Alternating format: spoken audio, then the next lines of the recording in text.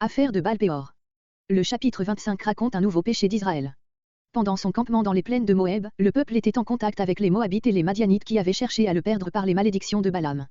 Le passage nombre 31.16 nous apprend que ce fut cet homme qui, en passant à son retour chez les Madianites, leur donna le conseil de travailler à séduire Israël par l'impureté et l'idolâtrie, ce qui attirerait sur lui le courroux de Dieu plus sûrement que toutes les malédictions qu'il aurait pu lui-même prononcer.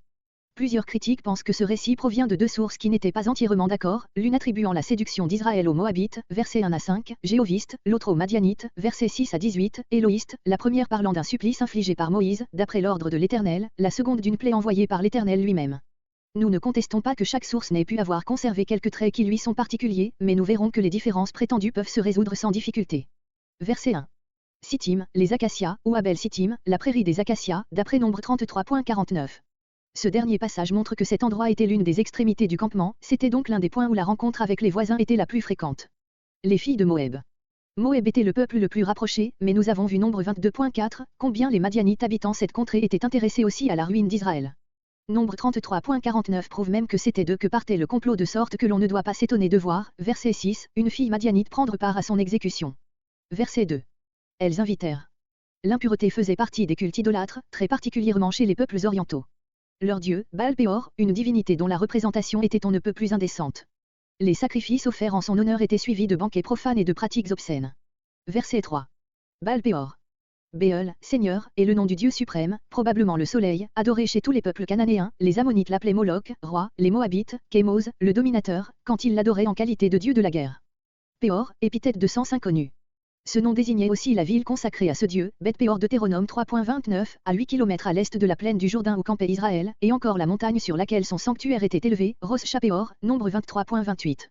S'attacha le terme hébreu à quelque chose d'ignoble, il désigne la participation aux orgies commises en l'honneur du dieu.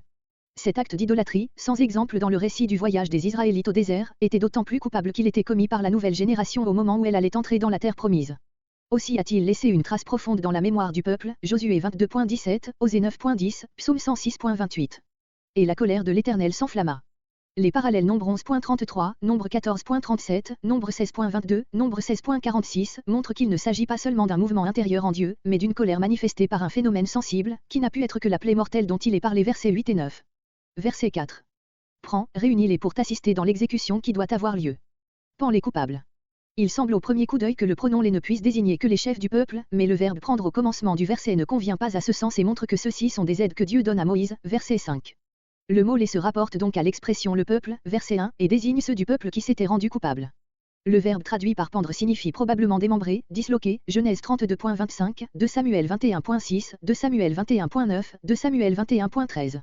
On a traduit crucify, empalé, mais ces supplices n'étaient pas en usage chez les Juifs, il ne s'agit pas non plus de les pendre vivants, car le verset 5 montre que les coupables devaient être tués, par le glaive, avant d'être pendus et exposés, Deutéronome 21.22-23.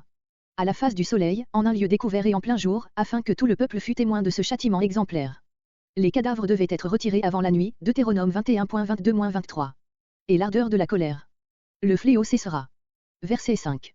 Aux juges d'Israël, les juges institués Exode 18.19-26, auxquels les chefs de tribu devaient livrer les coupables et qui avaient à prononcer la sentence. Ceux de ces gens, les Israélites soumis à sa juridiction, Exode 18.21. Cette exécution était la satisfaction donnée à la sainteté de l'Éternel et devait faire cesser la plaie. Verset 6. Et voici.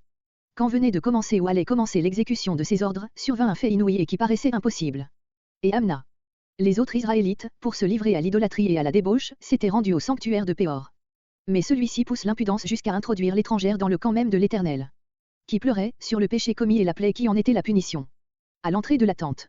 Il semble que ce fut devant le sanctuaire même que le coupable osa passer pour se rendre à sa demeure. Phiné, qui se trouvait parmi ceux qui menaient deuil. Verset 8. Dans l'arrière-tente, Kuba. Ce mot, dérivé de l'arabe, où il signifie endroit voûté, d'où par l'intermédiaire de l'espagnol notre mot alcéove, désigne cette partie de la tente reculée qui, chez les riches bédouins, sert d'appartement aux femmes et de chambre à coucher. Cet acte de Phiné n'était point l'accomplissement d'un devoir officiel, c'était l'inspiration subite d'une sainte indignation. Il est resté comme un exemple sur lequel les Juifs ont basé ce qu'on a appelé le droit des zélotes, en quelque sorte la loi de Lynch israélite, d'après laquelle tout Israélite, en cas de mépris flagrant de l'honneur de Dieu, peut intervenir sans jugement contre le coupable. Et la plaie s'arrêta.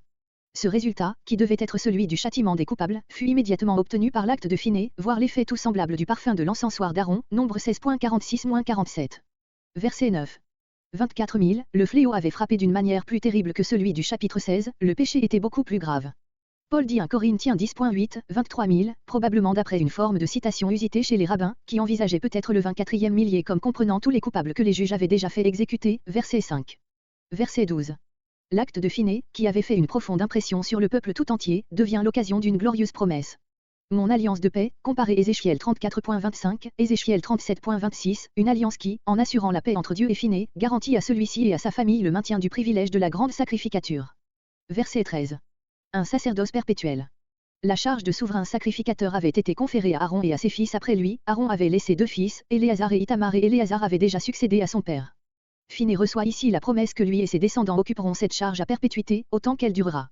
C'est ce qui est arrivé, malgré une interruption à l'époque des juges, durant laquelle la ligne d'Itamar occupa pendant quelque temps, nous ignorons pourquoi, la grande sacrificature, dès le règne de Salomon, un roi 2.35, la famille d'Éléazar recouvra son privilège, qu'elle posséda jusqu'au temps des Maccabées. Alors commença la dissolution de la théocratie qui se consomma sous la domination romaine et mit fin au sacerdoce héréditaire. Verset 14.